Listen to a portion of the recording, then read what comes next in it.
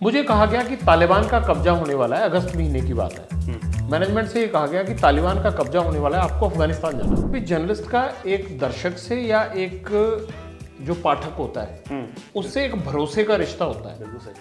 मैंने कहा ये भरोसे का रिश्ता क्या होता है, वो अखबार पढ़ता है और भरोसा करता है कि ये बंदा ठीक करता है, वो जानता नहीं होता कुछ नहीं, टीवी पे मुझे सुनता है यार ये बंदा ठीक बोलता है, ये भरोसा है। अब हुआ क्या कि मेरे फादर की एज जब 44 ईयर्स थी, वो चंडीगढ़ पुलिस में काम करते थे, पंजाब में आतंकवाद था। एक असैसिनेशन बिड में, टेररिस्ट अटैक में मेरे फादर मारे गए। ठीक है, ये शायद दर्शकों को और आपको सबको पहली बार पता लग रहा होगा। मैंने पहला पीस क्या लिखा मुझे अब भी याद है।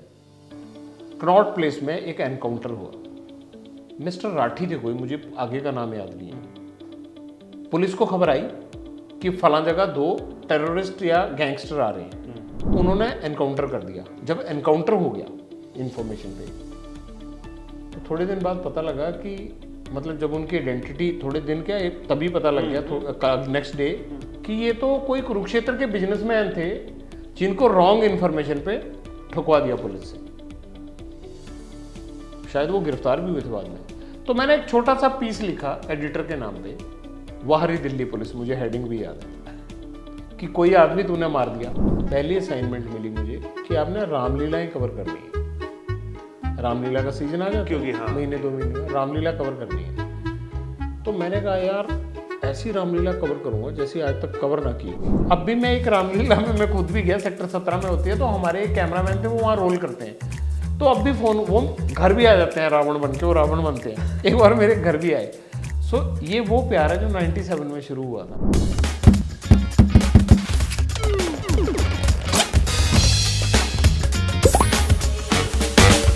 Ladies and gentlemen, boys and girls, I'm Abir Lahiri. You're watching What's Up Abir, and in a brand new episode of What's Up Abir today, I'll be in conversation with somebody जिनको मैं बहुत देर से, बहुत दूर से देखता था, अब वो हमारे थोड़े करीब आए हैं, and he'll be the 9 PM anchor for ABP News, Mr. Jagvinder Padial. Welcome to What's Up Abir. कैसे आप? Thank you very much. मैं बिल्कुल अच्छा हूँ, आपकी दुआ। मैं आपकी जर्नी का ना बहुत इंटरेस्टिंग तरीके से फैन रहा हूँ, बिकॉज हम जहां इतने नेशनल की बात करते हैं, हम कहीं ना कहीं जड़ों को भूलते जा रहे हैं। और आप उन फेसेस में से हैं, आप हैं और भी बहुत सारे जर्नलिस्ट हैं, आप उन फेसेस में से हैं जो इसने रीजनल की कमान को एकदम पकड़ के और एकदम ग्रास रूट लेवल तक जर्नलिज्म किया है। I would love to know amazing stories from you, आपकी जर्नी कैसी रही है।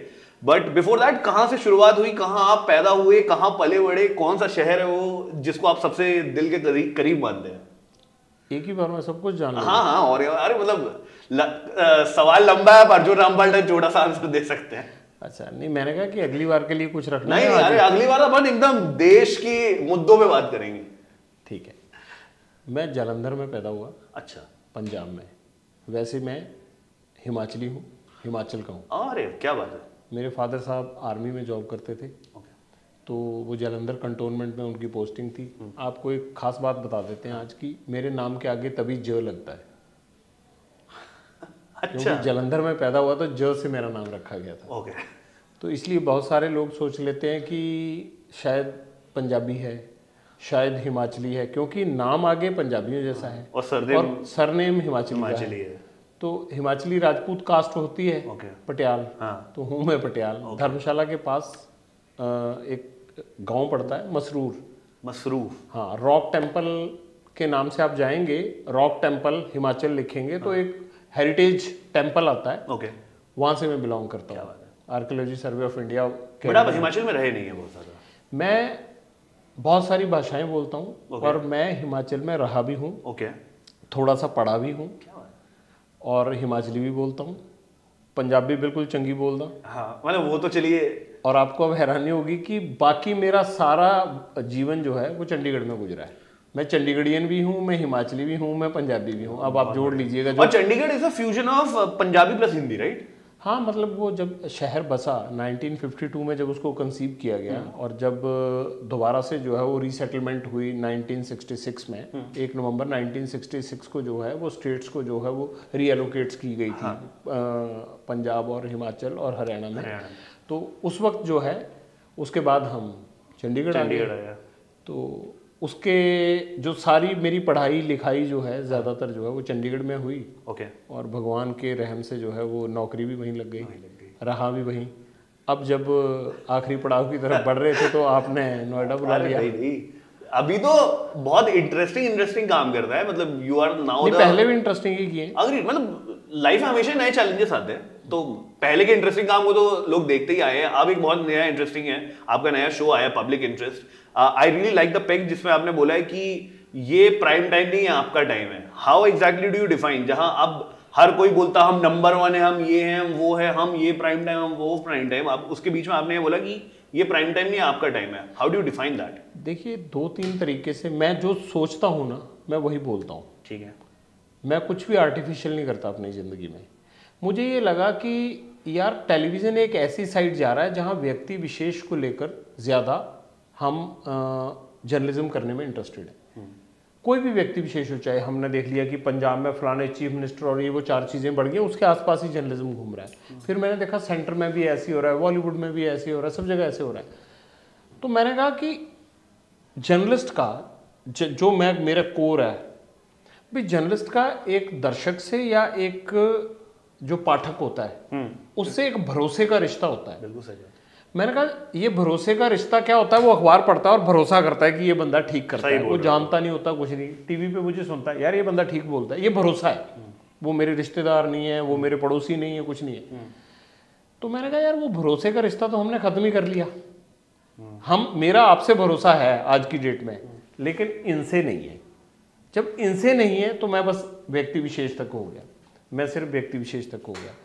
तो मुझे लगा यार अगर कुछ करना ही है ना तो फिर से लोगों में जाना है, क्योंकि मैं तो शुरू से मैं तो एंकर तो हूँ नहीं, मैं तो एक जर्नलिस्ट हूँ जो हमेशा लोगों के बीच था, लोगों के बीच से उनकी बात स्टूडियो तक और देश दुनिया तक पहुँचाता था। तो मैंने कहा अब ये ग्राउंड चेंज हो रही है तो मुझे ले दे के वही काम करना है जो मैं ग्राउंड से कर रहा था। तो मैंने यहाँ से लोगों से मैंने अपनी ग्राउंड जोड़ ली। मेरी ग्राउंड अंदर आ गई, लेकिन बाहर के ग्राउंड से तो जुड़ ही रहा हूँ मैं, लोगों तक जाता हूँ। ठीक है, 4-4, 6-6 स्टेट की पड़ताल करते हैं हम कि कैसे बच्चे पढ़ रहे हैं, वहाँ के गवर्नमेंट स्कीम्स में क्या बन रहा है, किस अफसर ने क्या किया, कौन सा क्या स्कैम हो गया। मैं एक एक्सक्लूसिव चीज़ें जो कि जनता आजकल ये लग रहा था कि टेलीविज़न में नहीं हो रहा है, मैं उनकी तरफ लौटना चाहता हूँ। हो सकता है कि ये जो आप कह रहे थे कि नंबर 1 सुपर 1 ये ना हो, पर मुझे लगता है कि जनता नंबर 1 हो जाए एक बार। तो ये सिर्फ एफर्ट उनके लिए है, और मैं आपको दावे और वादे के साथ कहता हूँ ये मेरा वो एफर्ट है जो मेरी ज़िंदगी का पैशन रहा है। मैं जर्नलिज्म कोई नौकरी की तरह नहीं करता, मैंने पैशन से किया। अगर आप किसी स्पॉट पे भी मैं जाता था तो मैं पैशन से रिपोर्टिंग करता हूँ।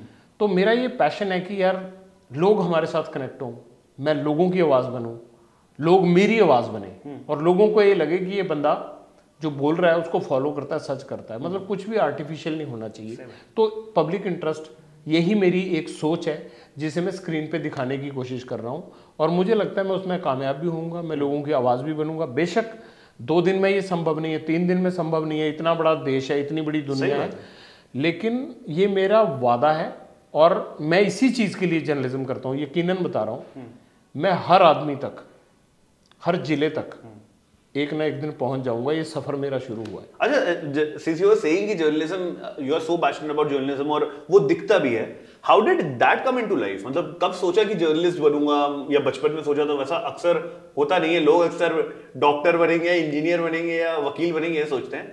जर्नलिज्म एक थोड़ा मैच्योर एज में समझने वाली फील्ड है। क्या आपके साथ भी वैसा ही था कि रैंडमली कुछ हुआ और फिर प्यार हो गया इस मीडियम से? नहीं, मेरी ज़िंदगी में हर चीज़ किसी मोड़ पे और बड़ी एक्साइटमेंट के साथ आती है। ओके। मेरे पिताजी फौज की नौकरी करने के बाद चंडीगढ़ पुलिस में उनका सिलेक्शन हुआ। ओके। वो चंडीगढ़ पुलिस में आ गए। मेरा जब बर्थ हुआ तो हम पंजाब में थे। ध्यान से सुनिएगा इसे। ठीक है। आपने सोचा भी नहीं होगा कि मैं जर्नलिस्ट कैसे बना। ठीक है। मैं जर्नलिस्ट बनना भी नहीं चाहता था, मैं बाय डिफॉल्ट जर्नलिस्ट हूँ। तो बनना क्या चाहते थे? नहीं बताओगे? नहीं, अभी बताऊंगा तो आ जाएगा। तो जब वो आर्मी से पुलिस में जो ट्रांजिशन हुआ उस पीरियड में हम हिमाचल में रहे। ओके। ठीक है। फिर मेरे फादर जब सेटल हो गए चंडीगढ़ तो हम चंडीगढ़ आ गए। अब हुआ क्या कि मेरे फादर की एज जब 44 ईयर्स थी, वो चंडीगढ़ पुलिस में काम करते थे, पंजाब में आतंकवाद था। ओके। एक असैसिनेशन बिड में, टेररिस्ट अटैक में मेरे फादर मारे गए। ओके। ठीक है, ये शायद दर्शकों को और आपको सबको पहली बार पता लग रहा होगा। इसीलिए मैंने कहा कि मेरी ज़िंदगी में बहुत ट्विस्ट, टर्न, सस्पेंस और बहुत एक्साइटमेंट है। कुछ भी सवाल पूछेंगे तो उसके पीछे एक लंबी हिस्ट्री, कहानी है। 29 अगस्त 1991 को ये हुआ चंडीगढ़ में। उनकी डेथ के बाद मेरी एज उस टाइम 16 साल थी। ओके। मेरे हम 2 ब्रदर हैं। मेरे ब्रदर को जो है उनकी एज 19 ईयर थी मेरे ब्रदर की। तो वो क्वालिफाई करते थे एज के हिसाब से, उनको चंडीगढ़ पुलिस में रिक्रूट कर लिया गया। मेरे बारे में ये तय हुआ कि 2 साल बाद इसको भी पुलिस में रिक्रूट किया जाएगा। ठीक है। मेरी माँ आज मेरे बीच नहीं है, उनका हाल ही में 27 अप्रैल को निधन हुआ है। तो उन्होंने एक दिन, हम बैठे थे तो मैं बहुत छोटा भी था, +2 पास किया था मैंने।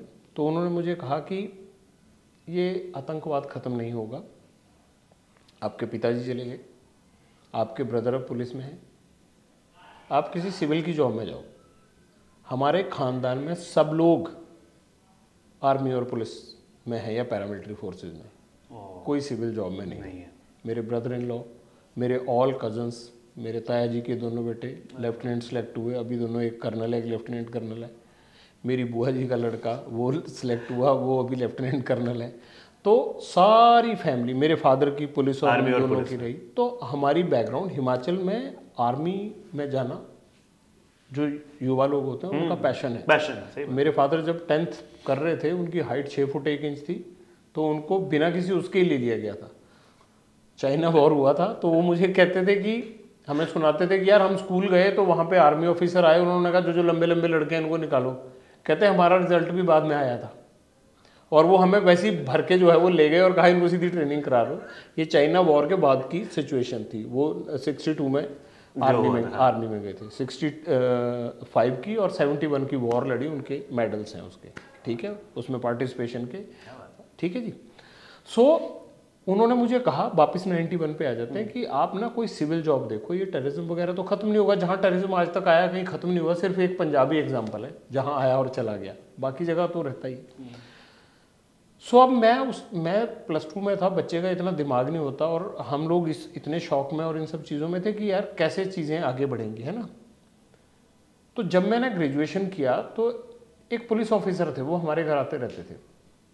उन्होंने कहा यार जर्नलिज्म बड़ा अच्छा होता है, बहुत बढ़िया चीज़ है ये, और उस वक्त बहुत कम नया था, बहुत नया था, बहुत कम थे, अखबारें ही होती थी, सिर्फ दूरदर्शन भी बस चालू हुआ होगा और कुछ भी नहीं था। हम भी वो 7:30 बजे खबरें आती थी, 10 मिनट वाली, पहले हिंदी में आती थी। हाँ, नमस्कार आज के मुख्य समाचार हैं, और फिर हम चित्रहार देखते थे, वो गानों के चक्कर में। शम्मी नारंग साहब उस टाइम पे टेलीविजन पे आते थे, सलमा सुल्तान, शम्मी नारंग। और आपको हैरानी होगी, मैं मतलब हम दूसरी जगह जा रहे हैं, पर मैं आपको बताता हूँ कि प्लीज बताइए, ये पॉडकास्ट आपको जो बात करना हम देखते थे भी शम्मी नारंग आ गया ना, वो म्यूजिक सा आता था, और फिर आते थे ना दूरदर्शन का लोगो आता था, पर हम ज़्यादा एक्साइटमेंट होती थी कि यार चित्रहार देखना है, और उसके बाद सीरियल आता था भी ये देखना है, पर बीच में वो फंस जाते थे तो हम देख लेते थे। ठीक है, सलमा सुल्तान, शम्मी नारंग, ये मुझे आज भी याद है। अब हुआ क्या कि पहले ये बात बता लेता हूँ। हाँ जरूर, प्लीज बताइए। जब मैं जर्नलिस्ट बन गया ना, असद फारूकी एक IPS ऑफिसर थे, वो SSP ऑपरेशंस लगे। अगर मेरी बात सुन रहे होंगे तो उनको लगेगा कि देखो इसको कितनी गहराई से, वो मेरे दोस्त बन गए अच्छे, दिल्ली के थे, UT काडर के, SSP ऑपरेशंस चंडीगढ़ गए, मैं अखबार में काम करता था, वो भी एक शो होस्ट किया करते थे। अच्छा, ठीक है, दूरदर्शन पे। तो मुझे एक बार दिखा रहे थे, तो उनका अचानक फोन आया कि तू कहाँ है, तो मैंने कहा जी मैं तो फलां जगह। कहते तू घर पे मेरे दफ्तर में आ जा, शम्मी नारंग आया हुआ, तेरे को मिलवाता हूँ। तो मैं उस बंदे से मिला, मैंने देखा, मैंने कहा यार जब हम छोटे थे तुम्हारी खबरें सुनते थे, तो मैं उससे मिला जर्नलिज्म में आने के बाद। शम्मी नारंग साहब भी सुन रहे होंगे, पता नहीं उनको याद भी आएगा नहीं, तो असद फारूकी के दफ्तर में चंडीगढ़ में। शम्मी नारंग साहब कब से रेलेवेंट है, आज पूरे दिल्ली मेट्रो और अक्रॉस इंडिया जितने भी मेट्रोज है सब जगह मोस्टली शम्मी नारंग साहब की आवाज है। हाँ, एक टाइम पे टेलीविजन में राज करते थे, जब टेलीविजन में स्टार्स नहीं होते थे, वही वाज द फर्स्ट स्टार। आज तो देखो बड़ा मेकअप शेकअप की दुनिया, हम भी स्टूडियो में जाते हैं, सलमा जी तो आराम से एक फूल लगा के बैठ जाती थी सीधे से, है ना। सही बात। तो वो भी दौर था, ये भी दौर है। 91 में आ जाता हूँ, तो मुझे उस पुलिस ऑफिसर ने कहा कि आप जर्नलिस्ट बन जाओ। अब बोल तो दिया, पर भाई साहब को ये पता ही नहीं था इसके लिए क्या करना है। मैंने चंडीगढ़ में डीएवी कॉलेज से ग्रेजुएशन किया, यूनिवर्सिटी गए, हिस्ट्री डिपार्टमेंट से मैंने मास्टर्स किया। ओके। मास्टर्स करने के बाद वो दौर वही चल रहा था, टेररिज्म थोड़ा घट गया था, 95 में बेन सिंह का असैसिनेशन हो गया, ये लग रहा था कि और चीफ मिनिस्टर का असैसिनेशन हो गया और पीक होगा, बड़ा क्रैकडाउन चल रहा था। तो बीच बीच में एक दो बार ये आया भी कि भाई उसके लड़के की एज होगी है उनके लड़के की, तो कर लेते हैं उसको भर्ती पुलिस में। हाँ ऑब्वियसली, या पंजाब पुलिस में करना था यहाँ, चलो थोड़ा ऑफिसर रैंक मिल जाता। तो मेरी मदर ने कहा कि नहीं, इसको हम सिविल साइड भेजेंगे। अब सिविल साइड जाना कहाँ है वो पता नहीं है। तो जैसे उस अफसर ने कहा कि, मुझे आज भी याद है, उसने मुझे कहा कि क्या करना है। मैंने कहा जी बड़ी कन्फ्यूजन है, हम रात को बैठे हुए थे। मैंने कहा कोई कहता है पुलिस में चले जाओ, कोई कहता है जर्नलिस्ट बन जाओ, कि तुम में बड़ा पैशन है काम करने का, ये है वो है, भी बड़ा उससे लगन से काम करता है। उन्होंने मुझे एक बात कही, मुझे आज भी याद है, ये 96 की बात है। उन्होंने कहा aimless person can not do anything. शाम का वक्त था, तो तुम एम करो, करना क्या। अच्छा, ये सबको 5 साल हो चुके हैं, 91 से 96 तक। 6 हाँ, मैं ग्रेजुएशन कर चुका था। हम अच्छा, बैठे थे, पढ़ाई चल रही थी। वो मेरे ब्रदर के साथ आए, उनके वो होते थे, वो ट्रेनिंग फेलो थे। तो उसने मुझे कहा कि aimless person can not do anything, तो you will have to aim, कि पुलिस में जाना है, यहाँ जाना है। फादर सिर पे ना हो, हमारे अभी बहुत सारे ऐसे होंगे, बंदे को गाइडेंस चाहिए होती है। मैं अब बहुत ज़्यादा गाइड करता हूँ, इसीलिए मुझे अपना दिन याद है कि यार हमें गाइड करने वाला कोई नहीं था, हमें हालात ने गाइड किया।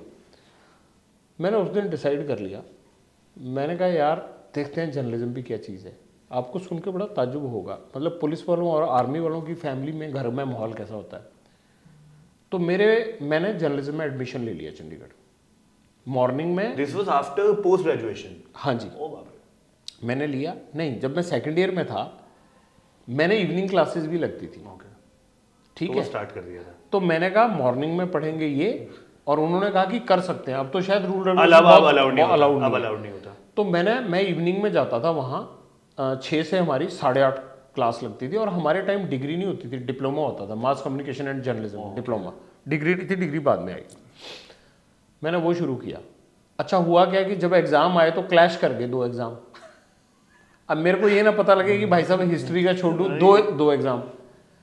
तो फिर उसमें क्या हुआ कि उसका टाइम चेंज हुआ। मैं 2 एग्जाम मैंने ऐसे दिए कि मॉर्निंग में 10 से 1 टाइप जो है वो हिस्ट्री का एग्जाम दिया, और शाम को जो है वो 6 से 9 जो है वो जर्नलिज्म का दिए। 2 एग्जाम ऐसे दिए थे। तो मैंने कहा यार मैं ना, मुझे लगता है जर्नलिज्म में फेल हो जाऊंगा। हिस्ट्री मेरा बड़ा फेवरेट सब्जेक्ट है, मैंने कहा हिस्ट्री में तो हम उड़ा देंगे, बट मैंने कहा लगता है जर्नलिज्म के 2 एग्जाम में बैंड बज जाएगी। आपको हैरानी होगी सुन के, हिस्ट्री एंड कल्चर का एग्जाम था, मेरे उसमें बहुत ज़्यादा नंबर आए बाकियों की बजाय, जिसमें मुझे लग रहा था मैं फेल हो जाऊंगा, क्योंकि वो हिस्ट्री और कल्चर मेरे हिस्ट्री और उससे मैच खाता था, तो उसमें मेरी हेल्प हो गई। मैं दोनों ही चीज़ें पास कर गया। पास करने से पहले जनसत्ता अखबार था, उसकी बड़ी धाक थी उस वक्त। ठीक है, 96-7 में, मतलब वो 3 रुपए का सबसे महंगा अखबार था, और सबसे ज्यादा अफसर उसे पढ़ते थे, क्योंकि वो अटैक बड़ा तगड़ा करता था। मैं भी बड़ा 7 में 3 रुपए का था। हाँ जी, 3 रुपए का अखबार था, वो सबसे महंगा, और कहते थे कि 3 रुपए का इसीलिए कोई नहीं लेता। और जहां दफ्तरों में जाओ, जहां फ्री में डिपार्टमेंट पेमेंट करता था, वहां सब जगह वही मिलता था, और अटैक करते थे वो। उन दिनों में मैंने कहा यार लिख के देखते हैं कि हमें लिखना आता है या नहीं। मेरी फैमिली को नहीं ये पता था कि ये जर्नलिज्म को लेगा, अपनी प्रोफेशन बनाएगा या नहीं। मैंने पहला पीस क्या लिखा मुझे अब भी याद है। कनॉट प्लेस में एक एनकाउंटर हुआ, मतलब मुझे तब लगा, मेरा वो दिलचस्पी हो गई मुझे। मिस्टर राठी थे कोई, मुझे आगे का नाम याद नहीं है। पुलिस को खबर आई कि फलां जगह 2 टेररिस्ट या गैंगस्टर आ रहे हैं। पुलिस ने ट्रैप किया, और उस टाइम की वो बेस्ट टीम मानी जाती थी, मुझे पूरे नाम नहीं याद है अफसरों के। उन्होंने एनकाउंटर कर दिया। जब एनकाउंटर हो गया इन्फॉर्मेशन पे, तो थोड़े दिन बाद पता लगा कि, मतलब जब उनकी आइडेंटिटी थोड़े दिन क्या, तभी पता लग गया नेक्स्ट डे कि ये तो कोई कुरुक्षेत्र के बिजनेसमैन थे, जिनको रॉन्ग इन्फॉर्मेशन पे ठुकवा दिया पुलिस से। शायद वो गिरफ्तार भी हुए थे बाद में। तो मैंने एक छोटा सा पीस लिखा एडिटर के नाम पे, वाहरी दिल्ली पुलिस, मुझे हेडिंग भी याद है, कि कोई आदमी तूने मार दिया। लेकिन ये आपने पंजाब के लिए लिखा था, चंडीगढ़ में लिखा था? दिल्ली में एनकाउंटर हुआ। मैंने चंडीगढ़ न्यूज वहां के लिए लिखी थी, ब्यूरो वो था। मतलब मैं वो अखबार में पढ़ रहा था तो मुझे लगा देखते हैं यार, मुझे लिखना आता भी है नहीं। तो मुझे आज भी उसका हेडिंग याद है, जनसत्ता में वो कॉलम छपा, शायद मेरे रिकॉर्ड में पड़ा भी होगा अब कहीं। मैंने लिखा, वारी दिल्ली पुलिस, तूने टेररिस्ट को मारते मारते एक घर के 2 बिजनेसमैन ही मार दिए। ठीक है, वो छपा तो उससे मुझे बड़ी एनर्जी आई। मैंने कहा वो पीस आज एक पूरा शो एंकर करने जितनी खुशी दे रहा था उसमें। मैंने कहा यार अब बाईलाइन मिली थी? नहीं, बाईलाइन नहीं मिली, पर मुझे तो पता था वो लेटर टू एडिटर में छपा था। तो मैंने कहा यार नहीं, मेरे को बाईलाइन की भूख नहीं थी, मुझे ये था मुझे पता नहीं वो वर्क कैसे करता। मतलब पहले आप एडिटर को अगर लिखते थे तो क्या हाँ, चिट्ठी नाम आता था? अच्छा, चिट्ठी लिखते थे, चिट्ठी लिखते, जैसे चिट्ठी लिखी लेटर टू एडिटर। हाँ, मैंने लंबी सी लिखी, उन्होंने इतना लिखा और लिखा बाहरी दिल्ली पुलिस। तो मुझे लगा यार इसका मतलब इनको अपील करगी तो अपन लिख सकते हैं। मतलब ठीक हो गया, वो सैंपल था। मतलब भगवान का रहम समझो या कुछ भी समझो, एक आदमी जनसत्ता का कोई, मेरा रिजल्ट नहीं आया था अभी, HPSC का मेंबर सेलेक्ट हो गया, हरियाणा प्रदेश सबऑर्डिनेट सर्विस कमीशन का शायद। ओके। उसने रिजाइन कर दिया, वहाँ एक वैकेंसी जनरेट हुई। मेरे एक दोस्त ने कहा यार तू जनसत्ता बहुत पढ़ता है ना? मैंने कहा हाँ। कहता उसमें वैकेंसी निकली है एक। मैंने कहा किसकी? कहता रिपोर्टर की। मैंने कहा यार अपने को तो कोई जानता ही नहीं, ऐसे कौन कैसे चले? हमने कहा, वो कहता चलो चलते हैं। हम चंडीगढ़ ऑफिस में चले गए उनके, ठीक है। तब एक इंडस्ट्रियल एरिया ऑफिस में, अब तो उनका पंचकुला में ऑफिस है, पर तब ना 186 नंबर था शायद, मुझे याद भी है, इंडस्ट्रियल एरिया फेज 1 में हम गए तो एक फैक्ट्री नुमा उसमें चलता था। तो हमें तो प्रेस भी वहीं होता था, वहीं नीचे, हाँ वहीं होता था। तो बड़ी सी बिल्डिंग थी। मैंने कहा यार पूछो तो, हम रिसेप्शन पे गए तो ऐसे देखने लगे हुए लड़के आए हैं। हमने कहा जी ऐसे ऐसे रिपोर्टर की वो निकली है। कहता वो बंदा हंसा भी, हाँ बनाते हैं रिपोर्टर। उसने कहा ऊपर चले जाओ। हम गए, ओम थानवी साहब एडिटर होते थे, तो उनके पीए बैठे थे, मुझे नाम आज भी याद है, अमर जी। अगर सुन रहे होंगे तो उनको मतलब लगेगा कि यार बंदे को एक एक चीज़ याद है। तो हमने कहा जी ऐसे ऐसे सर वो निकला है। उन्होंने कहा हाँ हाँ बैठिए। टेबल लगा था ऐसे बड़ा सा, हम बैठ गए, छोटा सा कमरा था। उन्होंने दराज खोला और क्वेश्चन पेपर रख दिया आगे। 2 लोग थे हम। कहता करिए। हमने कहा क्या? हम तो बात करने के। उसने कहा करिए। उसने कहा लिखिए। उसमें 5 क्वेश्चन थे, 3 करने थे, और उसने मेरे ख्याल कहा कि 400 वर्ड से नीचे आंसर नहीं होना चाहिए। बंदा पढ़ के गया हुआ कोई नहीं। वो हमारा इम्तिहान हो गया पहला। आप यकीन नहीं मानोगे, मैंने भी 3 घंटे की तरह एग्जाम दिया, जैसे 3 घंटे देता है ना बंदा। मैंने कुछ फेक करना तो है ना, नहीं, जो रियल लाइफ है वही बोलना है। मैं लिखता रहा, ये डायग्राम बनाओ वो। उसमें अच्छी बात क्या हुई, आज वो सुन रहे होंगे तो हैरान हो गए। उसमें 3 में से 2 क्वेश्चन लॉ एंड ऑर्डर, उस टाइम क्योंकि लॉ एंड ऑर्डर सबसे बड़ी प्रॉब्लम थी, प्लस पुलिस से रिलेटेड थे। और क्योंकि मैं पुलिस की फैमिली से आता था, आज उनको पता लगेगा ये बात। तो मैंने कहा ये तो फटे चक देंगे आधी चीजें तो मैंने कहा ये तो रोज देखते हैं। तो वो जो टेस्ट वगैरह हमने दिया, फिर हम भूल गए, वो भी भूल गए हमें। 1 महीने बाद मैं अपने घर था, सुबह सुबह टेलीफोन आया, अब फलां आदमी बोल रहे हैं। लैंडलाइन होते थे। अच्छा, तब तो फोन आ चुका थे? हाँ, हमारे घर लैंडलाइन लगा हुआ था। मुझे टेलीफोन नंबर भी याद है, 773910, ये पहला टेलीफोन नंबर। तो फ़ोन आया तो उन्होंने कहा, किसी ने आगे से बोला आप वो बोल रहे हो? मैंने कहा हाँ जी वही बोल रहा हूँ। कहते आप 11 बजे मीटिंग में आ जाइए। मैंने कहा जी आप कहाँ से बोल रहे हैं? वो ऐसे बोलने लग गया जैसे यहाँ से कोई बोले कि आप 11 बजे ऑफिस मीटिंग में आ जाइए। मैंने कहा जी कौन सी मीटिंग में? वो बंदा कहता वो टेस्ट आपने दिया था जनसत्ता में? मैंने कहा हाँ जी दिया था महीना पहले। हाँ, तो कहता आपको रख लिया गया है, आप पता है मीटिंग कहाँ होती है? मैंने कहा ना जी। तो उसने कहा कि मीटिंग, अरे छपता कैसे वो नहीं पता, तो बोल रहा मीटिंग में। तो उन्होंने कहा कि वो एडिटोरियल की मीटिंग होती थी, वो तब सीधा ही काम चलता था इतना। अब तो पत्रकार बड़े साधन संपन्न हो गए, तब तो ऐसे भैया वहां जाना टाइप होता था।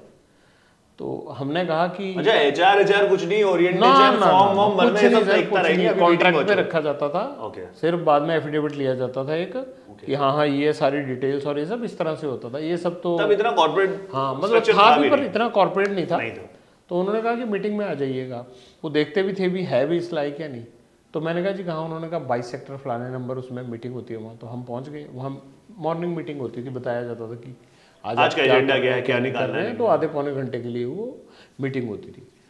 तो चलिए वो मीटिंग हो गई, ऐसे दौर शुरू हुआ। लेकिन एक बार जनसत्ता में घुसे ना, बस फिर ये पता लग गया कि यार आप लोगों की बात और जो कुछ हो रहा है वो सारी बात लोगों तक पहुंचा सकते हो।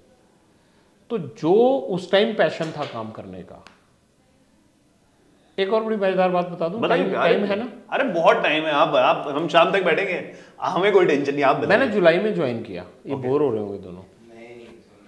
उसको आदत है, वो मेरे से कितने किस्से कहानियां ऐसे पॉडकास्ट में बैठ के अच्छा, मैंने जुलाई में ज्वाइन किया।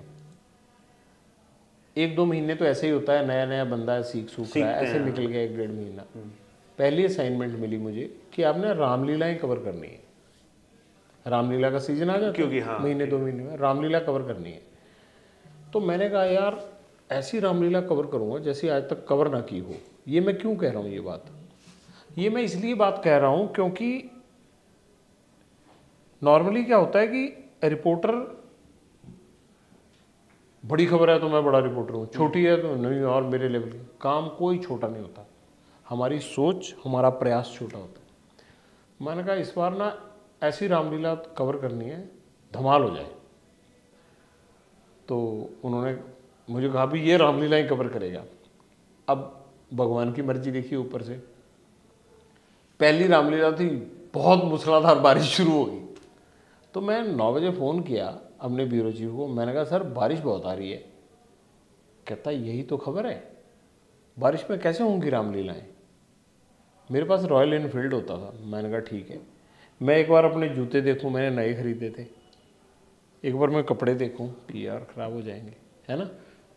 मतलब जब एक लड़का बन रहा होता है प्रोफेशनल, फिर मैंने कहा नहीं यार, उसने बोला था इधर मैं चंडीगढ़ की 5-7 रामलीलाओं पे, आज होता तो बंदा कहता बड़ी बड़ी 3 कवर करते हैं, मैं 7-8 पे बारिश में, तो खबर नहीं, पर जो आर्टिस्ट वहाँ बारिश में नहीं कर पा रहे थे रामलीला, देख के कहते यार बंदा बड़ा मेहनती है। और मैं डग डग डग डग डग ग्राउंड में से, वो तो पानी भरा हुआ है, और मैं स्टेज पे पहुंचूं, स्टेज में राम जी वगैरह ऐसे बैठे हुए हैं बेचारे आर्टिस्ट जो बनते हैं ना। तो आपके साथ फोटोग्राफर भी आते थे ना? मैं अकेला ही था, हम तो लिखता था। फोटोग्राफर को तो मॉर्निंग में बताना पड़ता था, 2 ही फोटोग्राफर होते थे कि भाई साहब शाम को एक रामलीला की फोटो चाहिए। बढ़िया तुम लोग जैसी डिमांड उस टाइम में फोटोग्राफर की होती थी। अरे क्या बात, कैमरा कब मिलेगा? ना ना ना ना, वो उसको ये बता दिया जाता था सुबह मॉर्निंग मीटिंग में ही कि आज रामलीला की फोटो चाहिए, आज फलानी चीज की फोटो चाहिए, और 4 फोटो चाहिए। फिर वो नहीं मिलते थे आपको, वो फोटो अपना खींच खाच के आ जाते थे। ये अब चला है दौर। हाँ, वो तो बस अपनी सबमिट करके 7 बजे 8 बजे चले भी जाते थे, ठीक है। तो उनका तो ये भी होता था कि आज बारिश आ गई थी तो नहीं गए, फोटो बनता ही नहीं था। तो मैं स्टेज पे पहुंचा तो मैंने कहा यार अच्छा रामलीला है ये वो, अब कैसे होगा, लेट हो जाएगा आपका रामलीला। वो कहते नहीं हम चौपाइयाँ जल्दी पढ़ देंगे वो। तो वो कहते थे यार चला है चाय पी लो। मैं बैठने लग गया उनके साथ।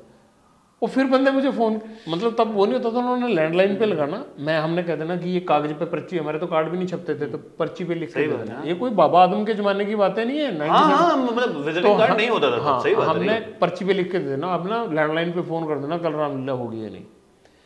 तो मैं आके लिखता था कि बारिश ने आज मंच धो दिया, लेकिन आर्टिस्ट उस पर जमे हुए थे, अभिनय नहीं कर रहे थे। आज जो परमात्मा का अभिनय हो रहा था उसका आनंद ले रहे थे, और मैं भी उनके साथ था। वो 1-2 खबरें बड़ी लोगों ने पसंद की, यार ये तो, अब मैं गया हूँ तो मुझे लगा कि भाई कुछ ना कुछ तो लिखना पड़ेगा, तो हमने लिखना शुरू किया। फिर बाद में ये हुआ कि मुझे लगता है अब भी किसी ना किसी आर्टिस्ट का फ़ोन आ जाता है, मतलब 1 बारी 2 बारी 3 बारी हुआ तो उनका किसी ना किसी शक्ल में आगे। अब भी मैं एक रामलीला में मैं खुद भी गया, सेक्टर 17 में होती है, तो हमारे एक कैमरामैन थे, वो वहाँ रोल करते हैं, तो अब भी फ़ोन, वो घर भी आ जाते हैं रावण बन के, वो रावण बनते हैं। एक बार मेरे घर भी आए। सो ये वो प्यार है जो 97 में शुरू हुआ था। मैं सिर्फ आपको ये पूरी बात इसलिए बता रहा हूँ, जो आदमी मेरे साथ एक बार जुड़ गया, जिसका नंबर मेरे पास है, मेरा मेरा हाँ, मैं 97 में आया था, तब मोबाइल नहीं था। 99 में मुझे अखबार ने मोबाइल दे दिया था, बहुत बड़ा सा फ़ोन होता था।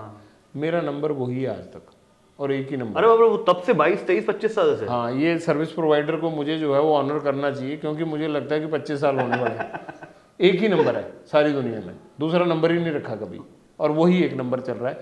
तो वो सब लोग गाहे बगाए किसी ना किसी तरह से आज भी मेरे साथ जुड़े हुए हैं। तो ऐसे एक छोटा सा सफ़र अखबार के छोटे से रिपोर्टर से शुरू हुआ था। तब आपको क्या बोलते थे लोग?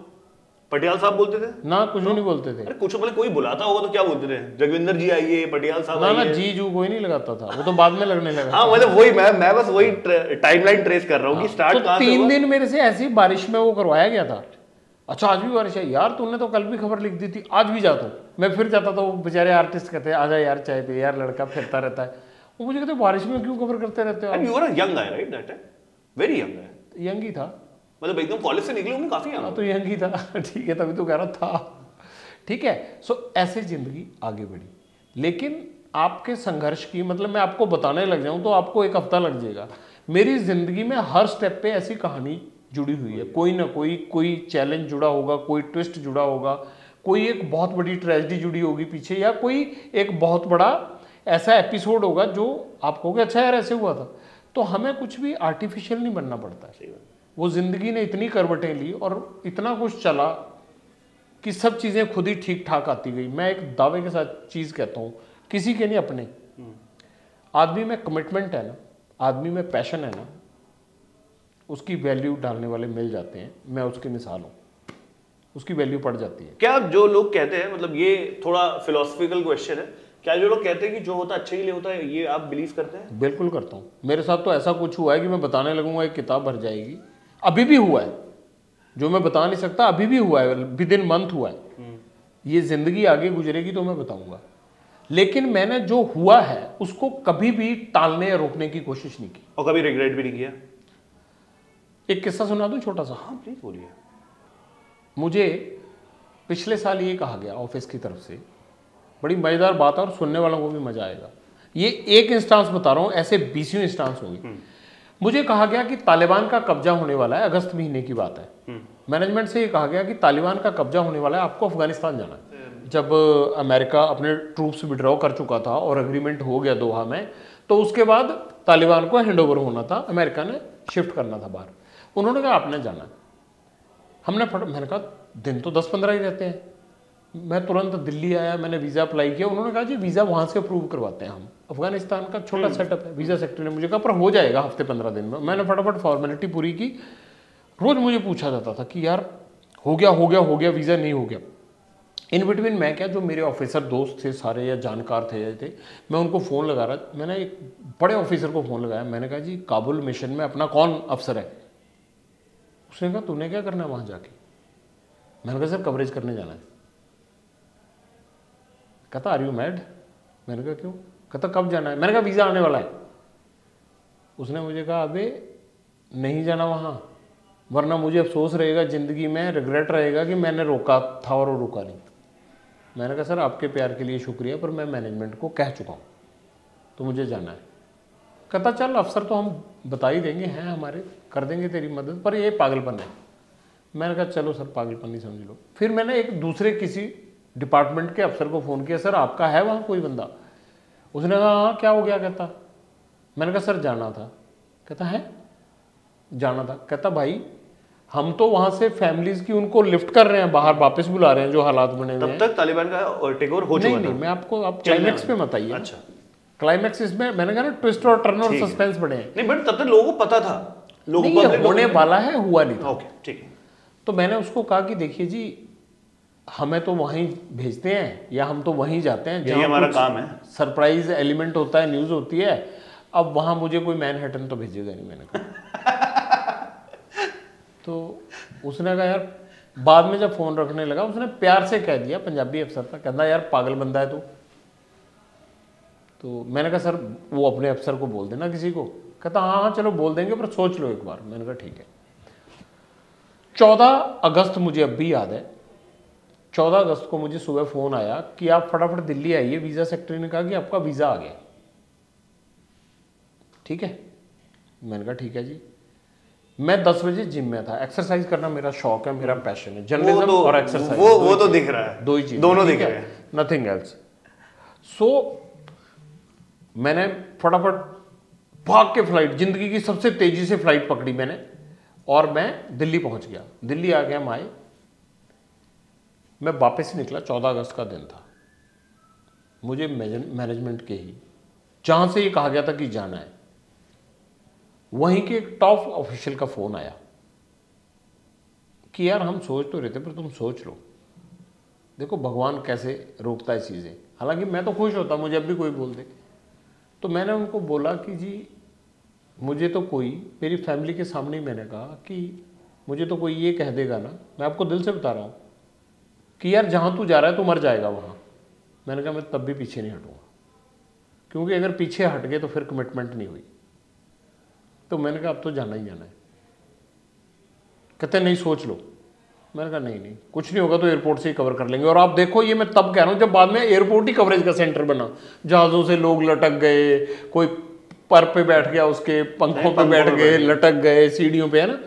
तो मैंने कहा जी भले एयरपोर्ट पे अब तो लेंगे, वीज़ा लग गया।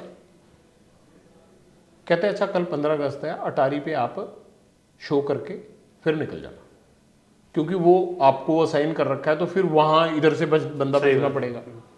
ये ऑन रिकॉर्ड बात है। 14 को कहा गया, सोच लीजिए, जो आप कहते हैं कि आप बिलीव करते हैं उसमें। मैं 15 तारीख को खड़ा हूँ 3:30 बजे अटारी पे, शो खुलने वाला है, बाघा बॉर्डर। बाघा बॉर्डर। आप चेक कर लीजिएगा एबीपी न्यूज़ का फीड जो मैं बोल रहा हूँ। और मेरे कान में प्रोडक्शन के जो आउटपुट के हेड थे उन्होंने बोला जगविंदर शो तो खोलना था हमने अटारी से, पर एक बहुत बड़ी खबर आ गई है। मैं नेक्स्ट डे जाने वाला था। मैंने कहा क्या? कहता तालिबान काबुल में एंटर कर गया। अब मेरे मन में 2 सवाल कि भाई साहब कल आपको जाना है, फ्लाइट उतरेगी या नहीं उतरेगी। दूसरा कि मैंने कहा यार यहाँ हम आज़ादी का जश्न मना रहे हैं 15 अगस्त को, और वहाँ अफगानिस्तान में गुलामी जैसा दौर आ रहा है। तो मैंने कहा सर छोड़ दो, रुको, मैं खोलूँगा इसको, बुलेटिन को। आप ऑन रिकॉर्ड है, दर्शक भी देख लें जाके। मैंने अटारी से यही खोला कि हम आज़ाद हैं इसलिए हम ये जश्न मना रहे हैं। लेकिन सोचिए, मतलब खबर कहते हैं अफगानिस्तान की देनी है पहले। मैंने कहा मैं उसको दोनों को रिलेट कर देता हूँ। और मैंने उसमें ओपनिंग यही कि हम आज़ादी का जश्न मना रहे हैं, बट हमारा एक दोस्त गुलाम होने जा रहा है। काबुल में तालिबान एंटर कर गया और दफ्तर ने मुझे कहा कि अब आपने नहीं जाना। जो मुझे लोग रोकने लगे थे पहले, मैं नहीं रुक रहा था। जब वो चाहता है तो हालात ऐसे बदलते हैं, वो आपको रोक लेता है। ये मैंने एक इंस्टांस सुनाया। अगर मैं कुछ वीडियो आपको दिखा दूं जो कि मुझे नहीं दिखाने चाहिए, तो आप कहोगे कि यार यही बंदा हमारे सामने बैठा है। तो मैं उसमें बिलीव करता हूँ जो वो करता है वो अच्छे के लिए करता है। इंसान इतना स्वार्थी होता है, अपने स्वार्थों के लिए उन चीज़ों को चेंज करने की कोशिश करता है। लेकिन परमात्मा का जो सब कुछ बनाया हुआ है वो बहुत सही है, वैसे ही चलना चाहिए और मैं फॉलो करता हूँ। My last question to you, उसके बाद हम इसको वाइंड अप करेंगे, इज लाइक जब आप इतने सालों से इतनी सारी खबरें सुनते हैं, एंड ये थोड़ा इमोशनल क्वेश्चन है बिकॉज ये आपकी दिमाग की साइकी के अराउंड है, does it impact you emotionally as well? जब आप जैसे मणिपुर में ऐसे इंसिडेंट सुनते हैं, जब आप सुनते हैं कि लोग हिमाचल जा रहे थे और इतनी बारिश हुई, इतने घर डूब गए, does it affect you as a journalist कि यार ये न्यूज़ कवर करते करते लग रहा है कि क्या ही हो रहा है दुनिया में? नहीं, मैं कभी किसी चीज़ से हर्ट नहीं होता। मेरे को अपनी रिस्पॉन्सिबिलिटी, अपनी ड्यूटीज़ याद रहती हैं। मैंने तो ऐसे ऐसे इंस्टांस कवर किए हैं। केदारनाथ में जब लोग मरे थे, मैं 15 दिन वहाँ रहा था, और जब लोग ऊपर से आके नीचे बता रहे थे कि क्या हुआ हमारे साथ, मतलब क्वेश्चन पूछते पूछते ही रोना निकल जाता था। ठीक है, वो अलग बात है, लेकिन वो तो अच्छे इंसान की निशानी है, इमोशंस तो जरूरी है। लेकिन दुनिया तक आप अपने घर में बैठे हुए, आप जर्नलिस्ट नहीं हो, वहाँ क्या हो रहा है आपका कोई अपना तो नहीं है उसमें, आप अपने की वेट कर रहे होते हो। हम लोग वो मैसेंजर हैं जो मौके से अच्छी बुरी खबर को पहले इतला देने के लिए पब्लिक के लिए काम करते हैं। सही बात है। जैसे अगर हम ये काम नहीं करेंगे तो अब नॉर्मल आदमी थोड़ा, जो मान लो महाराष्ट्र में बैठा हुआ, वो थोड़ा केदारनाथ में, हमारा फर्ज बनता है कि उसको, उसकी और उसके आसपास के रहने वाले लोगों की, उसको अपने देश की चीज़ हमारे ज़रिए उस तक पहुँचे घर में। तो मेरे को तो अपना मिशन ही याद रहता है। मैं इमोशनल बहुत हूँ, लेकिन फैक्ट्स को बताना और चीज़ों को लोगों के सामने लाना और लोगों के साथ खड़ा होकर उनके इंटरेस्ट की बात करना है, ये मेरे अंदर कुट कुट के भरा हुआ है। कहते हैं कि यही करना है, और कोई लालसा, कोई इस चीज़ की कि मुझे ये चीज़ मिल जाए, वो मेरे में नहीं है। मुझे बस एक ही शौक है, मेरे को इतनी बड़ी खबर मिल जाए जिससे लोगों को लगे कि हाँ यार ये चीज़ बाहर आनी चाहिए थी। बस ये मेरे को लगता है मेरी सबसे बड़ी वीकनेस है। ऑन दैट नोट, बहुत बहुत शुक्रिया, थैंक यू फॉर मतलब ये मैं बहुत कम जर्नलिस्ट को बोला हूँ कि thank you for interesting the trust on journalism. आप वैसे लोग हैं जिनके वजह से जर्नलिज्म पे भरोसा आज भी अटल है, and thank you very much for being a part of this podcast. अब तो आप दिल्ली में ही रहेंगे, शो भी करेंगे, तो बहुत जल्द हम पब्लिक इंटरेस्ट का एक पॉडकास्ट भी निकालते हैं, उसमें भी कॉन्वर्सेशन होती रहेगी। हर सप्ताह कोशिश करेंगे एक एपिसोड निकालें। एक बात बोल दूं? बताइए, प्लीज बताइए। आप अपने दर्शकों को भी कह दीजिए हाँ कि पब्लिक इंटरेस्ट जरूर देखें। अच्छा ठीक है, और आपका इंटरेस्ट जहां हर्ट हो रहा हो वो हमें बताएं भी, ठीक है, जिसमें सारी दुनिया का इंटरेस्ट हो, ताकि हम वो चीज़ें आगे लाएंगे, उनके लिए काम करेंगे। और हमने उस प्रोग्राम में भूलने नहीं दूंगा, जैसे मैं नहीं भूलता ना कोई भी चीज़, डेट, टेलीफोन नंबर, आदमी किसका क्या रोल था, एकदम च्यवनप्राश टाइप मेमोरी है। तो वही मैं लोगों को कहता हूँ कि मैं भूलने नहीं दूंगा। जो खबर मैं आपकी उठाऊंगा, चाहे मैं साल बाद उस पर वापस आऊँगा कि वो कहाँ है, पर मैं आऊँगा, उसमें फॉलो अप होगा, तो भूलने नहीं दूंगा। ये हमने एक स्पेशल सेगमेंट रखा हुआ है उसमें। ओके, पॉजिटिव स्टोरीज भी हम उसमें दिखाते हैं। ये नहीं है कि इतनी नेगेटिविटी है, सब कोई नेगेटिविटी दिखा रहा है, लेकिन बहुत कुछ पॉजिटिव भी हो रहा होता है। हमने उसमें पब्लिक इंटरेस्ट में, वो भी एक पब्लिक का इंटरेस्ट है ना। सही बात है। तो जैसे आज एक स्टोरी बता दूं क्या करने वाला? प्लीज बताइए। आपने टमाटर खरीदा होगा या मैडम ने टमाटर खरीदा होगा घर में, तो कहते हैं यार 200 रुपये किलो मिल रहा है, 250 मिल रहा है। पुणे के एक किसान है, उन्होंने, हमने कल उनकी स्टोरी मतलब फॉलो की, उन्होंने 2.5 करोड़ रुपया 12 एकड़ जमीन से टमाटर बेच के कमा लिया। तो एक पहलू कि टमाटर हमारे घर में रसोई में जो है वो गड़बड़ कर रहा है, लेकिन उनकी रसोई के साथ साथ उनकी गाड़ी और लग्जरी भी आ गई। सही बात है। तो उसको केस स्टडी बना के हम 2 रुपये फालतू खर्च देंगे, लेकिन किसान तो अमीर हो जाए। सही बात है। उनसे सीख लेके बाकी लोग कैसे टमाटर उगा के अमीर हो सकते हैं, इसलिए हम ऐसी पॉजिटिव स्टोरी भी देते हैं। सो हर चीज को बनाया। और आप भी अगर हमें कभी लिखेंगे ना कि प्रोग्राम अच्छा या बुरा कैसा लगा, वो भी वॉल पे दिखाते हैं। ठीक है, डन डील। ठीक है, मैं ट्विटर पे ट्वीट करने की कोशिश पूरी करूंगा। थोड़ा सा मतलब पता नहीं, मैं शायद थोड़ा सोशल मीडिया से गायब रहता हूँ, ट्विटर से गायब रहता हूँ, बट ठीक है, ये जरूर करने की कोशिश करूंगा। ऑन दैट नोट, बहुत बहुत शुक्रिया। आपका शो बहुत फ्लरिश हो एंड आपसे कॉन्वर्सेशन चलती रहेगी। Thank you for being a part of AB live podcast. Thank you बढ़िया साहब।